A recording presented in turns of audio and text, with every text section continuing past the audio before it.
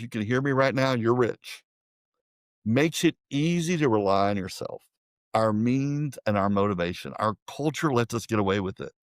Medicine, money, credentials. But divorced men, the best part is the worst part. Remember where we started. We can do whatever we want, whenever we want. And our bookstores and social media are full of self-confidence, self-esteem, self-reliance calls, book titles, social media. We just scroll, it's all there.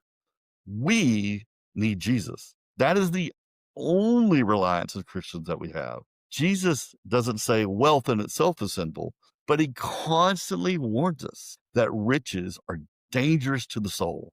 They can blind, they harden, and they can create false security. Entry into God's kingdom requires humility, dependence, surrender, qualities that wealth often fights again. The kingdom flips values. The poor, the humble, the generous are exalted, while the self-reliant rich often miss it, okay? In a world where everything around us screams pleasure. This week, a famous pastor screamed, if your church doesn't condemn the assassination of Charlie Kirk, find a new church. I find that laughable. It really is laughable.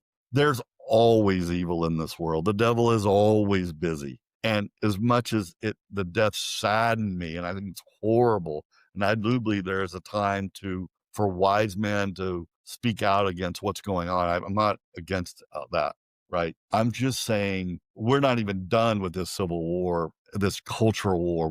It's not as far from over.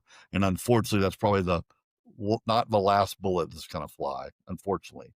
But I'm here to say, if your church doesn't preach the gospel, if it talks about politics more than it reads and unpacks the word of God, if it doesn't teach love your neighbor, the ones that don't line up with your views, your political views, leave that church. That's the church you want out of, not the one that doesn't stop teaching the gospel to go speak on the latest little thing that has you in a fit.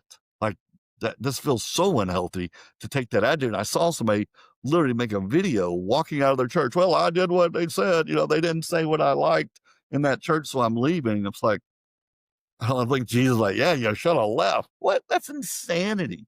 Don't get caught up in that nonsense that's going around the internet right now. Don't do it. A healthy church is the answer, man.